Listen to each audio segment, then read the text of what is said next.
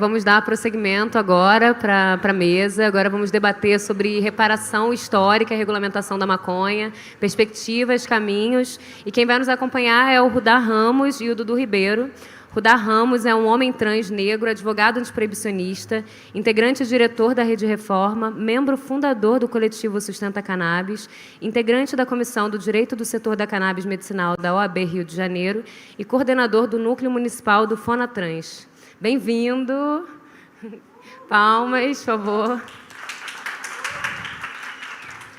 E Dudu Ribeiro, que é formado em licenciatura em História pela Universidade Federal da Bahia, é cofundador e diretor executivo da Iniciativa Negra por uma Nova Política sobre Drogas e membro da Rede Latino-Americana e do Caribe de Pessoas que Usam Drogas, LAMPUD. Também é coordenador do Departamento de Políticas de Drogas do IBCCRIM. Bem-vindo, Dudu. E é isso, a palavra está com vocês. Boa tarde a todos. Antes de começar a falar, eu vou fazer minha autodescrição. Eu sou um homem trans negro, tenho cabelo curto, começando a ficar grisalho, com uma pequena mecha branca do lado direito. Uso óculos de grau com armação redonda e preta. Estou vestindo uma camisa azul marinho de botão, uma calça preta, uma botina marrom e usando um anel na mão, no dedo anelar da mão direita e duas pulseiras também do lado direito.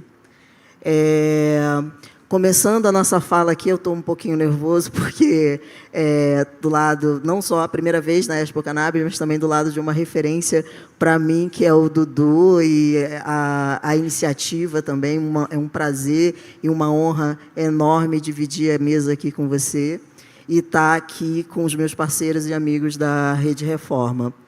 E quando a gente pensa, né, numa regulamentação e na reparação, uma reparação que para a gente, a população preta, nunca aconteceu até hoje, várias coisas vêm acontecendo, desde a falácia da abolição, a gente tem agora também a falácia da guerra às drogas, né, e a gente está sempre buscando caminhos para que a gente tenha efetivamente uma reparação e, principalmente, né, que a gente consiga quebrar a roda do encarceramento em massa, porque a periferia, as favelas, a população preta e pobre desse país, do nosso Brasil aqui, a gente vive diuturnamente, né, sofrendo violências, e me perdi um pouquinho, mas é normal. Voltando, né, a gente tem que levar em consideração que a questão da seletividade penal, né, que a justiça criminal ela é altamente seletiva no que diz respeito aos nossos corpos. Essa política de drogas que a gente tem, que está em vigor, ela veio inicialmente com essa perspectiva de que haveria uma diferenciação entre a pessoa, quem é o usuário e quem é efetivamente o traficante, e isso não aconteceu. Nós temos agora aí essa decisão do STF, né, que veio pautando uma distinção mais objetiva sobre quem é o usuário, né, e quem é o traficante, com uma quantidade, né, de drogas, né, sendo considerado 6 gramas, 40 gramas, né, que eu confundi 40 gramas com 6 plantas, né, 40 gramas e 6 plantas, para que a pessoa seja considerada para consumo próprio, mas, efetivamente, até hoje, a coisa continua da mesma forma, tendo em vista que a população preta e de quebrada da periferia, mesmo que tenha consigo uma quantidade menor de substância, né, continua ainda, a grande maioria, sendo levada para a delegacia para responder ou assinar o termo, enquanto já acontecia e agora naturalizou mais ainda a questão de que as pessoas, né, não negras, quando são abordadas com pequenas quantidades de substâncias, simplesmente não estão nem perdendo a substância, né? E nós, pretos e pobres, continuamos nessa questão da perda da substância e, efetivamente, o encarceramento ele continua. Efetivamente, nós continuamos a ver a população preta e pobre sendo violentada e violada nas ruas e no seu próprio território, né? E pensando numa regulamentação efetiva com reparação histórica, eu entendo que a gente deveria ouvir mais, porque os espaços de poder, por mais que várias organizações, como a Iniciativa e demais outras organizações que fazem a defesa e pesquisa da população preta, parece que a gente está enxugando gelo, porque a gente conversa, a gente demonstra a letalidade dessa legislação e as coisas não acontecem como a gente imagina, e a gente está vendo aí que a população que mais sofre com a violência da lei de drogas, dessa guerra às drogas, ela não está sendo efetivamente contemplada com essa perspectiva de regulamentação que está vindo por aí. A gente está vendo que, na questão da medicina, as associações, as mães, os cultivadores que vieram aí, estão aí há muito tempo, mantendo a planta viva, né? E com a discussão dessa questão da maconha medicinal, trouxe, né, à baila mais a fundo essa questão de se colocar em pauta, né, a mudança efetiva pela política de drogas por um outro caminho que é o da reparação, mas em contrapartida, nós, a população preta mesmo, né, eu sinto, aí eu estou falando do meu lugar, de um homem trans preto que mora numa cidade do interior do Rio de Janeiro, a violência, ela continua e ela está mais incisiva em alguns territórios, principalmente depois dessa decisão, pelo menos no meu território, da decisão do STF, porque antes alguns amigos, alguns conhecidos pretos me ligavam porque estava com uma grande quantidade, coisas nesse sentido, e depois dessa decisão eles passaram a ir mais, para a delegacia para assinar o termo, né? Então, para a gente, efetivamente, não mudou muita coisa nessa mudança. E para que a gente tenha uma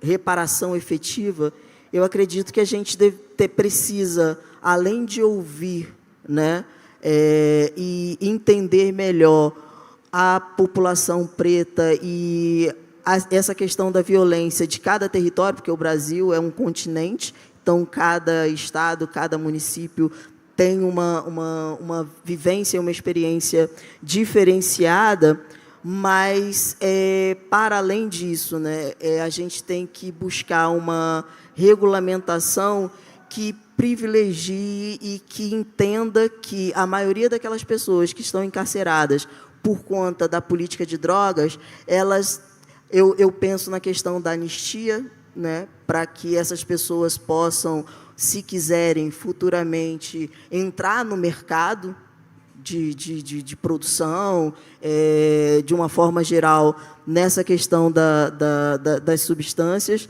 E uma coisa que seria importante, quando houver, né, essa regulamentação, a questão da taxação, né, e que seja revertido com políticas efetivas para os territórios, para a população que efetivamente vem sofrendo diuturnamente com essa política de drogas, que ela, em todo o mundo, e aqui no Brasil mais ainda, ela só adoece, vilipendia e mata, né? Eu me perdi um pouquinho aqui, mas eu vou passar a palavra para o Dudu, para que a gente possa rodar aí a palavra. Obrigado.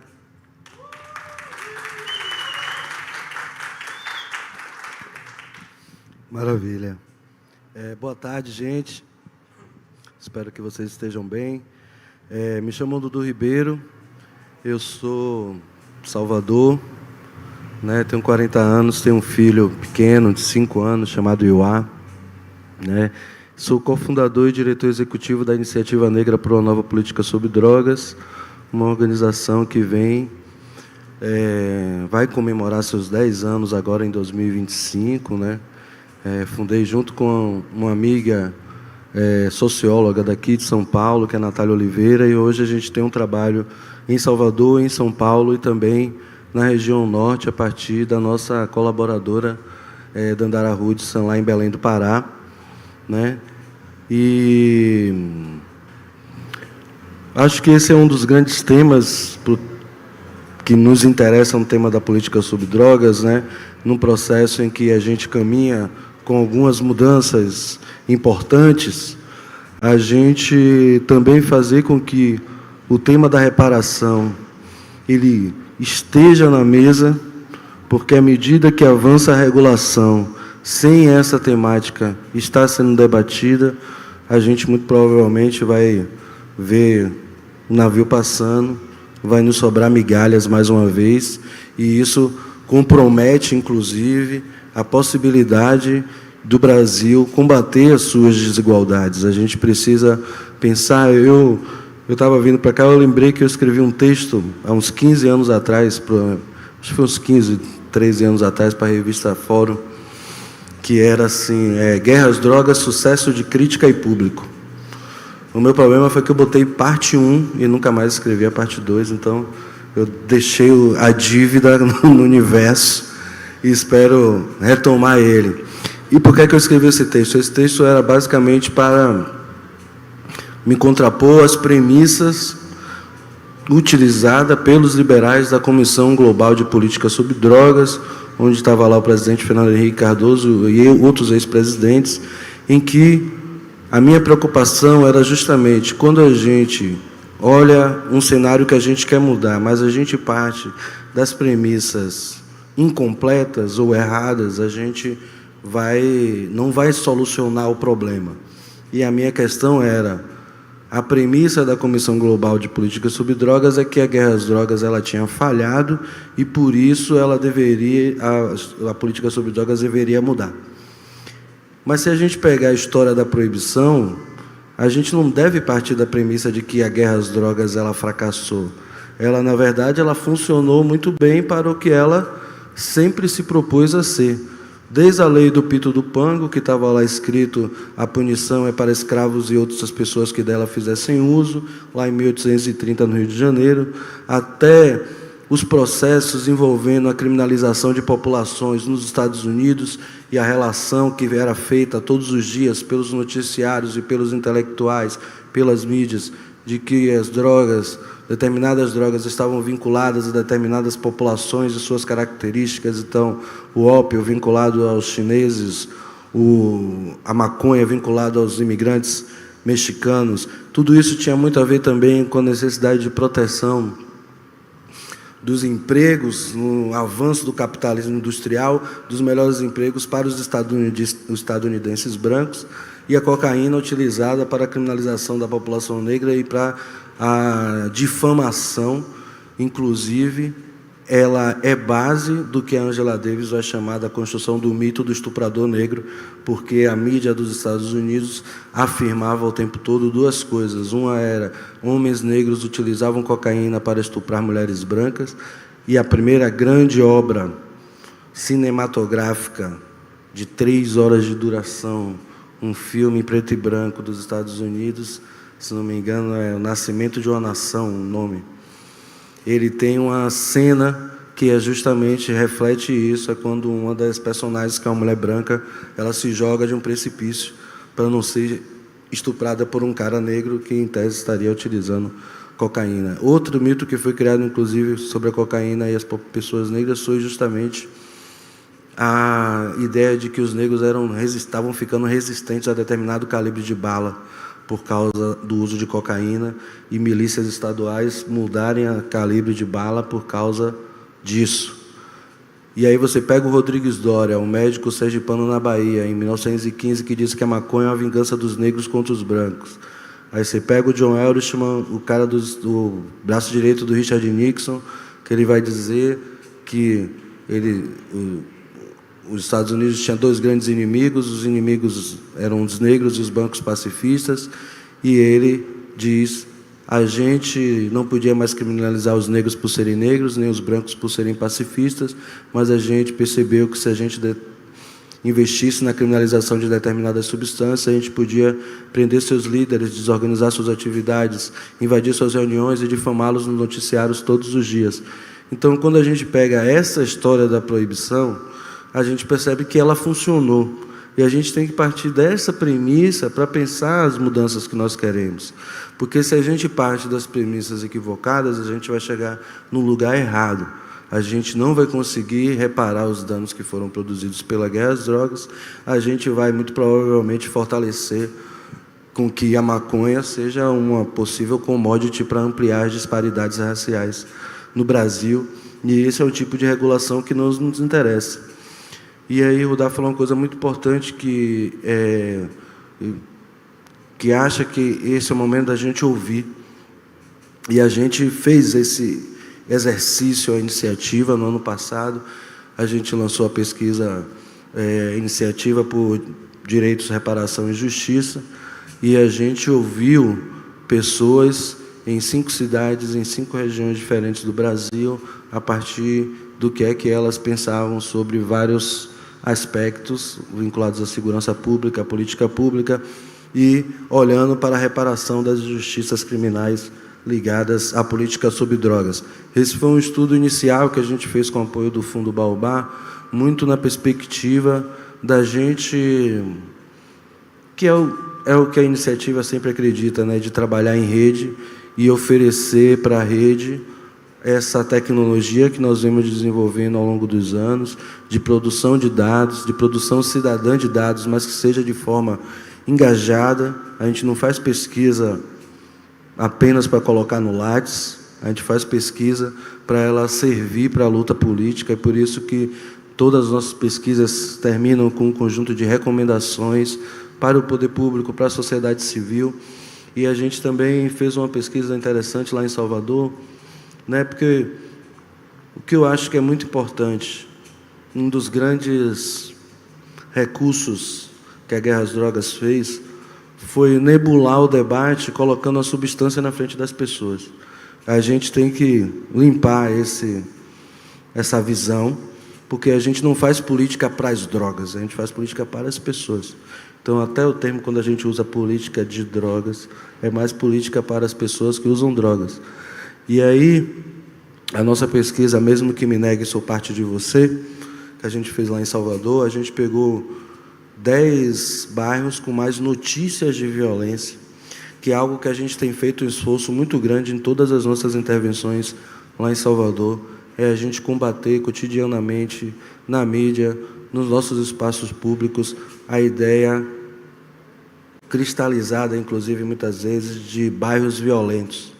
A gente não deve mais permitir que nossos bairros sejam chamados de violentos. Isso aí remete ao racismo científico, no final do século XIX, ao Rodrigues Doria, ao Nina Rodrigues, que dizia que os negros tinham propensão ao crime. Os bairros nossos, eles são violentados, não violentos.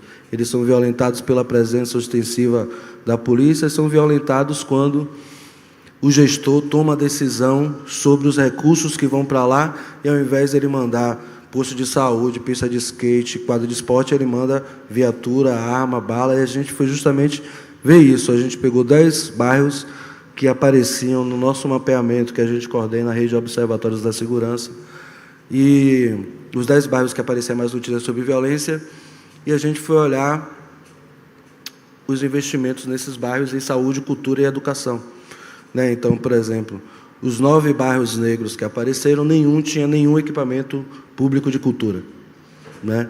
Tinha bairro que o posto de saúde ele era meio que intermitente, porque fechava, tinha um tiroteio, fechava, assim como escolas também.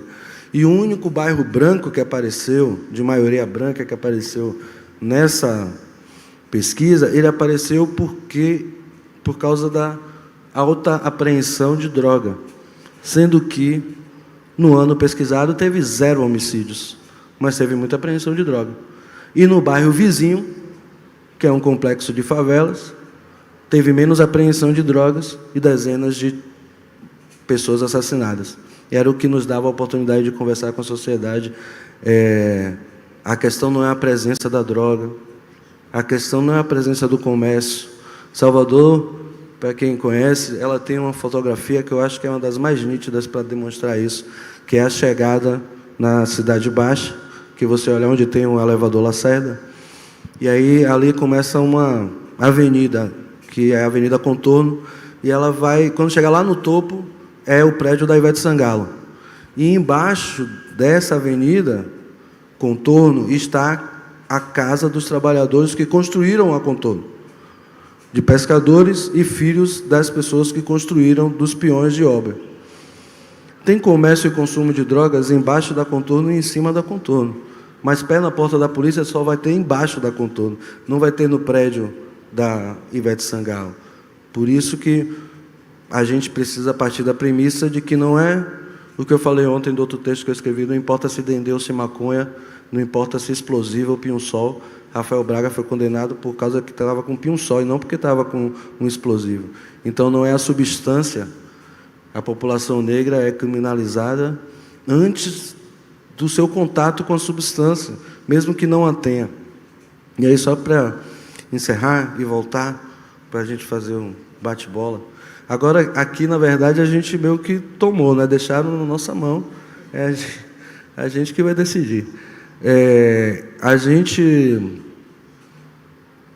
está dedicado a ver um dado muito chocante na realidade de Salvador, mas que a gente também está olhando para outros lugares do Brasil, que é, a gente normalmente, quando a gente está falando sobre esse tema, a gente vai olhar as estatísticas criminais, a quantidade de apreensão de drogas, o número de pessoas presas, mas aí a gente se deparou em como a guerra às drogas está impactando do ponto de vista demográfico. E aí, quando a gente pegou o censo, o último censo publicado, né, em 2022, que é de 10 anos, 10 anos atrás, nasceram em Salvador quase o dobro de meninos negros do que meninas negras. Pela curva, projetando a curva de morte, que é as crianças negras, meninos e meninas, são os que mais morrem por causas evitáveis na primeira infância. Os que sobrevivem mais meninas do que meninos, e quando os meninos chegam na adolescência, aí eles começam a ser assassinados pelo Estado ou pela guerra. Então, a gente já conseguiu projetar que quando chegar 19 anos, as meninas negras vão ter encontrado os meninos negros, em número, e quando seguir esse ritmo, quando elas chegarem aos 60 anos, elas serão o dobro dos homens negros. Então, é você olhar o impacto da guerra a partir da demografia. Isso é um recurso muito importante, porque quando a gente diz, muitas vezes, sobre o lugar que a mulher negra ocupa na sociedade, carregando família, fazendo a correria, visitando as pessoas que estão presas, a gente deve complexificar a ideia do abandono, porque nem sempre o cara preto optou por abandonar aquela mulher e não foi visitá-la na prisão. Às vezes ele já foi assassinado, às vezes ele responde na justiça e não pode entrar, às vezes ele está preso em outro lugar. Então, fazer com que a proteção da vida dos homens pretos é uma proteção da vida da comunidade preta. fazer com que ele consiga estar perto e dentro da sua família e podendo compartilhar do afeto e da vivência de comunidade, né? A gente pensar que o exercício da paternidade preta é algo recente na história do Brasil, que ela só pode passar a existir a partir de 1888, e como isso foi afetando, porque é isso, né? Para pessoas pretas não existe o lugar do homem preto no patriarcado, não é o lugar que o homem preto escolheu estar, é o lugar que o homem branco disse que ele pode estar, porque a gente não tem privilégio, a gente tem no máximo vantagem. Privilégio é poder, e nenhuma pessoa sozinha, por mais sendo preta, por mais rica que ela seja, ela consegue dobrar a lógica de poder. Então, no máximo, quando a gente exerce vantagem, é parte do adoecimento que o patriarcado colocou também na comunidade preta. E eu acho que é necessário que a gente faça com que os processos de reparação também olhem e cuidem disso. É isso. E aí eu vou voltar para...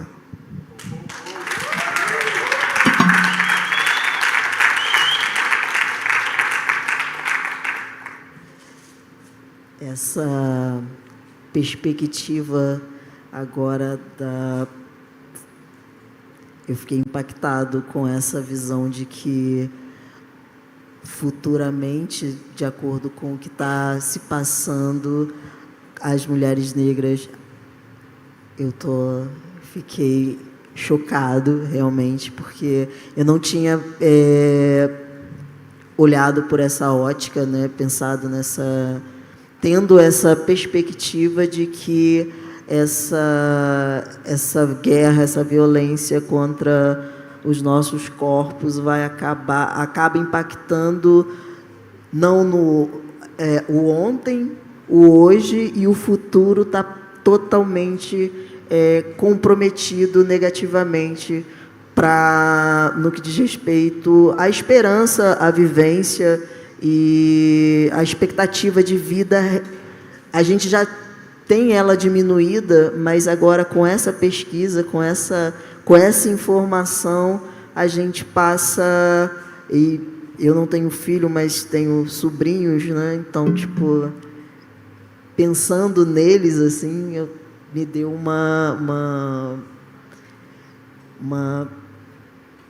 me deixou totalmente sem palavras, assim, no que diz respeito ao futuro, que é uma coisa que eu não penso nem muito por conta das minhas questões e vulnerabilidades de onde o meu corpo está e onde o meu corpo ocupa, né, por ser uma pessoa trans, preta, usuária. Então, assim, para mim, a minha perspectiva é um pouco...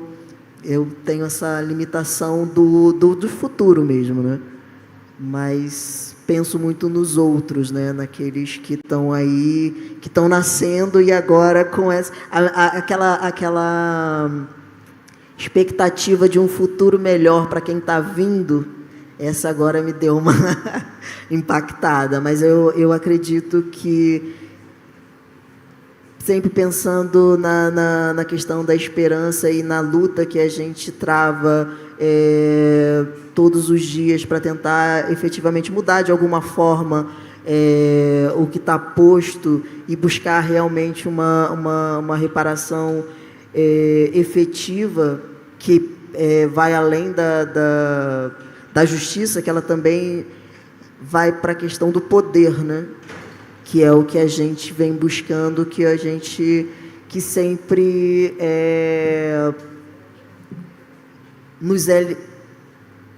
nós não temos esse poder, a gente busca o poder, e é um poder que o que a gente vem fazendo muito é buscar o poder de transformação no que a gente tem do nosso território, o poder de transformação da vida, e tentar reverter da melhor maneira possível esses ciclos, né, de violências que nos são impostos. E eu tinha essa visão de que reverter esse ciclo seria criando, né, um futuro com dignidade, né, e para acabar com essa prevalência do abuso do poder que está posto aí para a gente. E nessa a gente tentar trilhar novos caminhos de sociedade e de população mesmo. Mas acho que está complicado ainda mais depois dessa perspectiva, buscar aí um exercício pleno da cidadania e o respeito mesmo aos direitos humanos, aos nossos direitos efetivamente. Dudu, eu vou passar para você de novo. Porque... Não, ó, eu não falei para causar, não, para causar esse tipo de desesperança, não. Muito pelo contrário. É justamente para a gente conseguir ir complexificando mesmo a nossa situação, para a gente encontrar as bases da transformação, porque é isso. Se a gente não consegue perceber o que é estrutura e o que é firula, o que é, de fato, que move o processo ou o que só nos atrasa. A minha preocupação é que a gente consiga,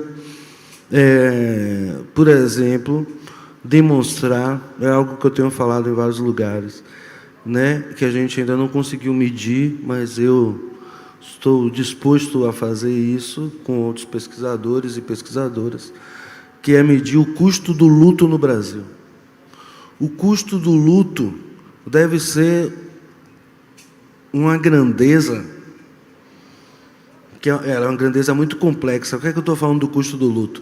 Uma coisa que nós já sabemos que os economistas já fazem, no IPEA faz isso, no IBGE faz isso, que é você conseguir perceber o quanto o país perde por causa das pessoas que ele assassina. Isso é uma parte do custo do luto, né? E isso já é feito. O que é que eu quero adicionar? Vamos olhar para o custo do luto para aquele núcleo familiar. Aquela pessoa tinha uma renda, como aquela família ficou sem a renda? Como é que uma outra pessoa da família que tivesse renda continuou produzindo ou reduziu a sua produção por causa do luto? Se ela acessou o serviço de saúde mental, qual é o custo disso? Se ela passou a utilizar remédios controlados, qual é o custo disso? Se ela se precarizou mais, como eu já participei, e várias pessoas também já, de vaquinha para enterrar pessoas, porque enterrar pessoas é uma coisa cara. Então, se a gente somar tudo isso que o Brasil suga com a produção de morte, isso é o que eu estou chamando do custo do luto, né?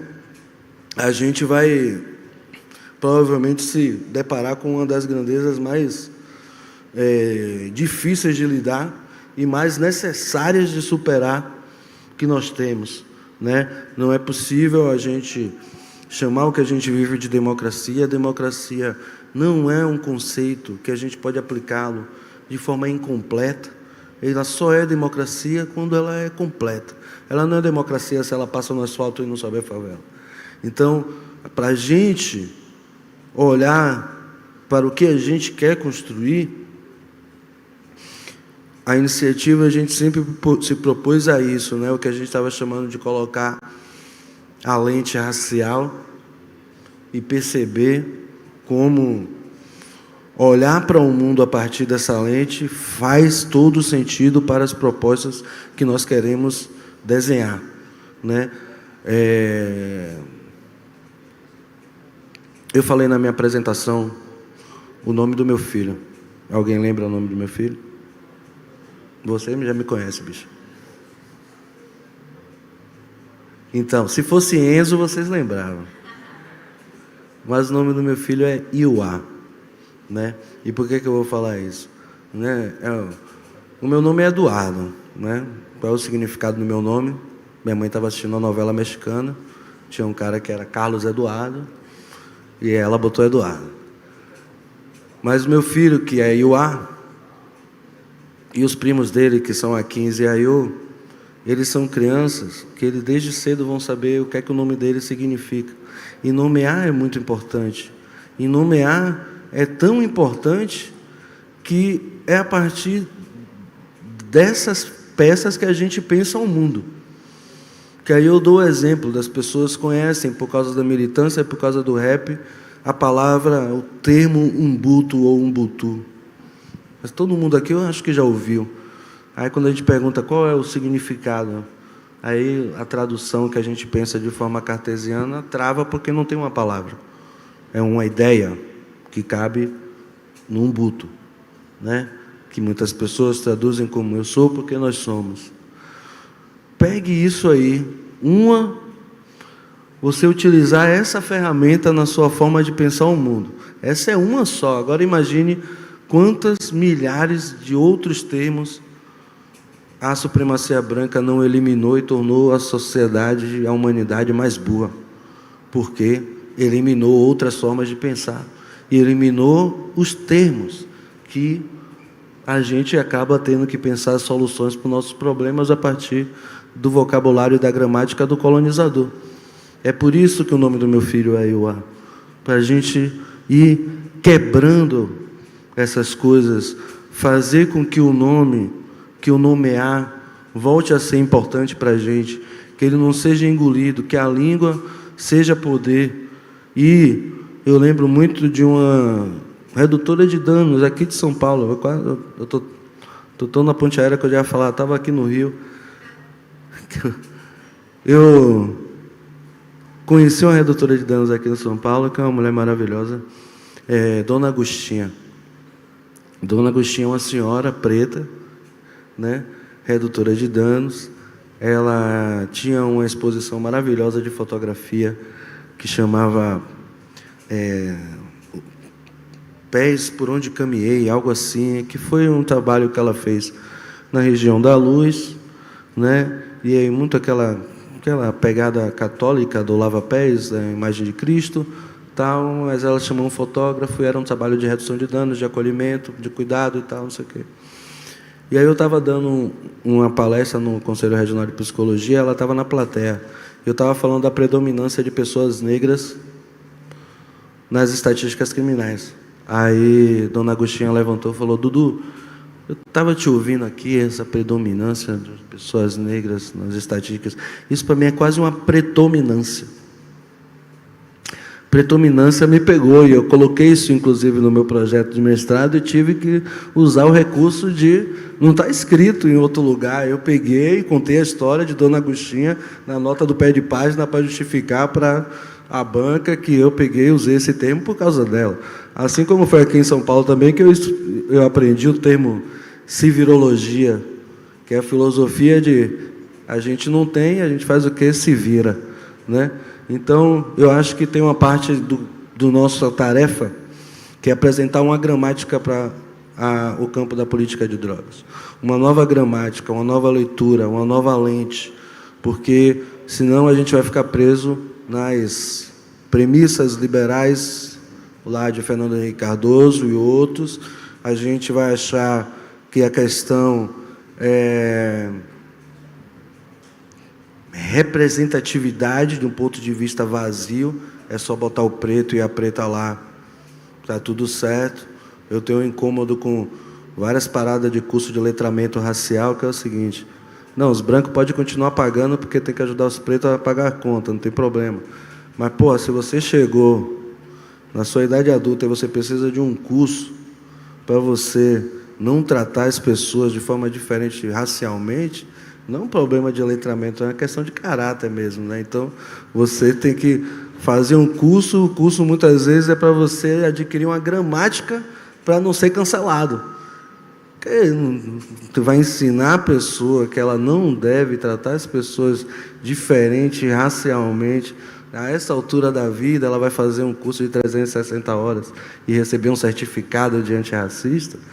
Não, mas eu digo para os brancos, continue pagando, porque os pretos têm que pagar as contas, tudo certo, pai e tal, mas a gente tem que saber o que é que a gente está fazendo com isso.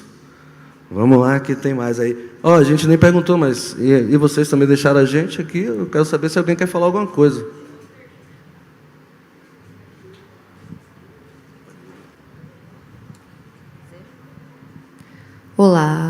Olha que alto, gente. Queria fazer uma pergunta sobre o tema da mesa, tanto para o Rudá quanto para o Dudu, em relação à feira, ao evento e ao que vocês entendem como esse mercado canábico, né? Como que vocês acham que, dentro das contradições, é possível realizar algum tipo de reparação, tendo em vista que hoje o mercado já se apropriou, né, do tema da maconha?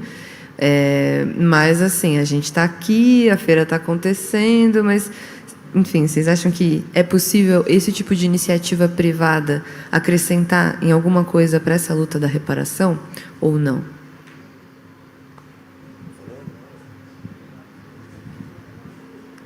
É a minha primeira vez, né, na Expo Cannabis, na feira. O que eu tive, assim, é tudo muito macro, muito business, né? Eu senti falta.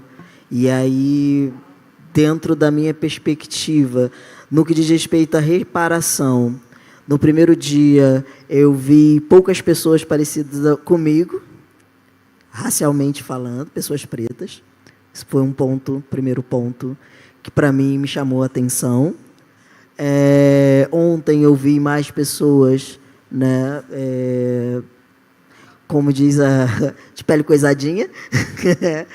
E o que eu sinto, eu sou uma pessoa que eu sinto falta realmente o que eu senti falta e sinto falta nesses grandes eventos de momentos efetivos, onde a gente possa realmente conversar, tratar, olho no olho, mesmo que seja uma coisa menor, coisas nesse sentido, pautando realmente e falando de forma genuína e verdadeira sobre a reparação, efetivamente, sobre a busca e a inclusão da população preta e pobre nessa regulamentação e na novas perspectivas, regulamentando de uma maneira geral no que diz respeito à descriminalização, à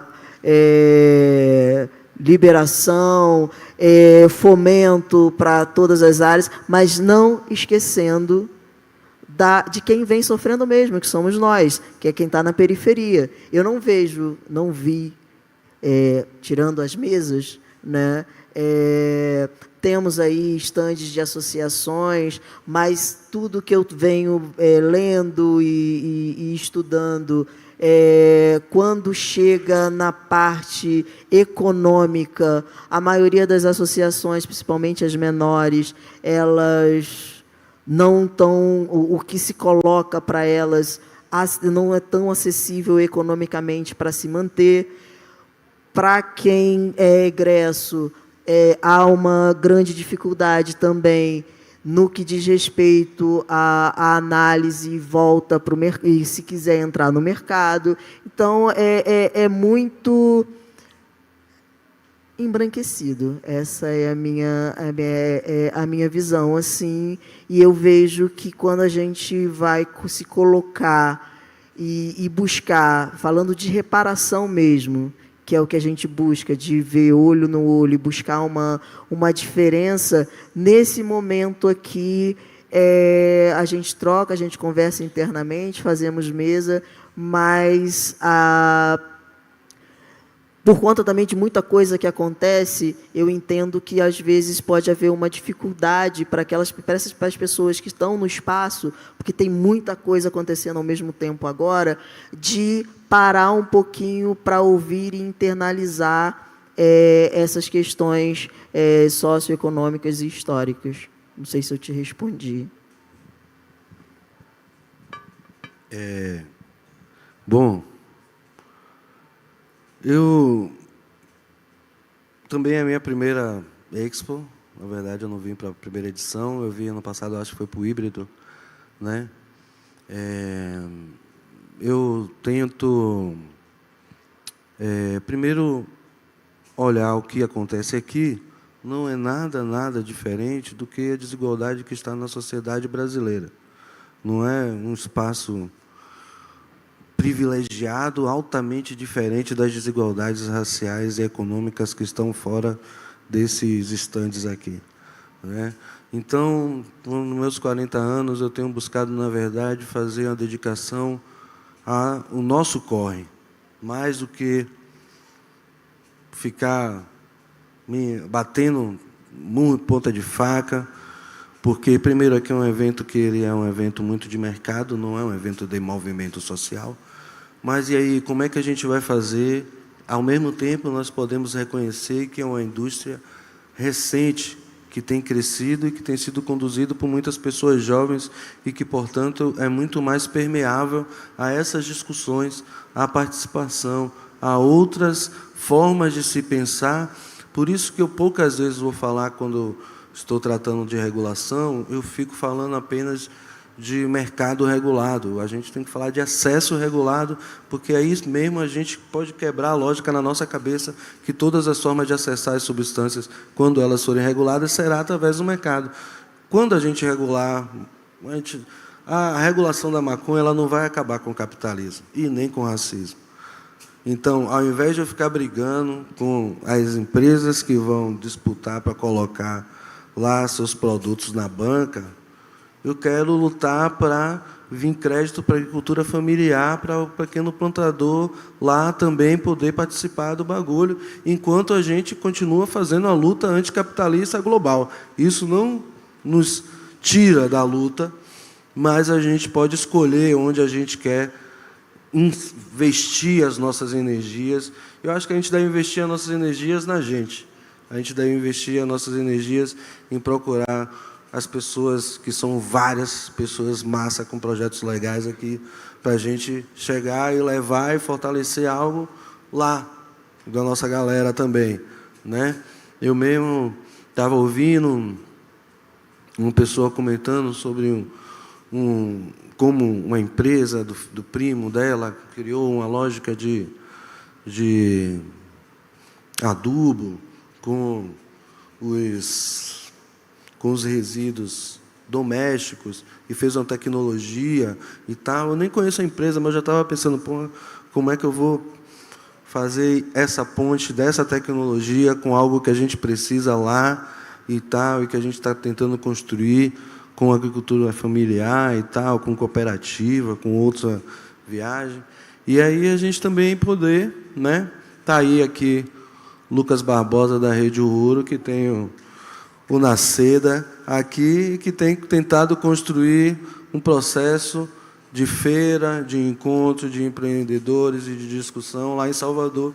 É a gente também fazer com que todas as nossas opiniões não precisa ser sobre a maior Expo Cannabis do Brasil. A gente pode fazer as nossas, a gente pode fazer no interior, a gente pode fazer com que ela tenha a cara dos municípios, dos locais, dos espaços que a gente vai construir as feiras, e aí a gente participar. Mas eu acho, de fato, que é uma indústria como recente, e as indústrias mais consolidadas, elas são menos permeáveis, a gente tem condição, inclusive, de dialogar com essas pessoas, né? E a outra coisa também, que eu saí com a tarefa, porque eu também vi vários negócios que eu nunca imaginei que tinha na minha vida, mas que faz todo sentido quando a gente pensa que é uma cadeia muito grande sendo regulada. A primeira coisa que eu falei foi, rapaz, vamos procurar um economista aí, vamos logo conversar sobre esse negócio aí de taxação, porque se está circulando muito dinheiro, se a gente não conseguir fazer com que parte desse dinheiro seja para reparação, a gente vai ficar com migalha lá na frente, porque ninguém vai estar... A galera está olhando, ó, o lucro, o lucro, o lucro. Então, ó, vamos sentar, fazer uma parada bem feita, proposta, política pública, fazer incidência política, fazer o lobby, o advocacy entre os parlamentares, entre as pessoas, para a gente correr junto, fazendo o nosso. A galera do agro está muito interessada também, né? Cânhamo, cannabis, eles gostam muito de agrotóxico, então é mais difícil produzir remédio com agrotóxico, mas eles querem muito cânhamo, a bancada ruralista quer isso, né? A gente, com o nosso processo de legalização, vai derrubar a bancada ruralista no Congresso? Não, nós vamos correr por fora, vamos continuar combatendo eles ideologicamente em tudo que é lugar, mas vamos tentar pegar os nossos especialistas, fazer bons projetos, para a gente conseguir fazer um processo de regulação, de taxação, que construa fundo de reparação, que o fundo de reparação não precisa ser necessariamente destinado às pessoas que consomem, o que consumiam, que foram criminalizadas, mas é um território que é criminalizado. Então, os fundos de reparação podem ser pensados a partir de uma lógica de reparação no sentido coletivo, porque tem a reparação do ponto de vista individual, da indenização pecuniária de alguém que foi vítima direta da guerra às drogas, mas uma chacina no Jacarezinho, que a polícia mata 28 pessoas, toda aquela comunidade ali foi traumatizada por causa daquela violência, mesmo que não tenha um parente que tenha sido assassinado. Então, como é que a gente vai pensar um sentido de reparação que seja, assim, coletivo, e que a gente consiga, na verdade, junto com ele, ir quebrando também essa lógica de um estar no mundo do ponto de vista individual, e a gente pensar isso coletivamente, fazendo a política pública e fazendo o nosso trabalho de sociedade civil, que é fortalecer os laços comunitários para a construção de uma política de drogas, como a gente falou aqui, realmente justa, sustentável e eficaz. Eu acho que é isso. Muito obrigado, todo mundo. Eu estou falando... Pessoal, que prazer escutar vocês, parabenizar aí a Iniciativa Negra, Dudu, que trabalho incrível que vocês fazem, você também, Rudá, com a reforma. Acho que é disso que a gente precisa, vocês ajudam a construir essa regulamentação mais justa com o trabalho de vocês. Então, parabéns, e acho que uma coisa que fica muito na minha cabeça, Dudu, te ouvindo falar, é como que, pensando também no relatório da Iniciativa Negra sobre reparação histórica, o quanto que o Brasil ele é tão múltiplo e todos os estados têm tantas particularidades que é um desafio muito grande a gente pensar numa regulamentação brasileira, porque são muitos contextos, são muitas necessidades diferentes. Então, acho isso muito lindo e acho que o trabalho da Iniciativa Negra é um caminho assim para traçar essas políticas públicas. Então, parabéns. Obrigada, gente. E quero convidar vocês também para retornarem aqui 2h50, 2:50. Vai ter uma outra mesa falando sobre a maconha medicinal hoje. Então, por favor, apareçam. Até logo.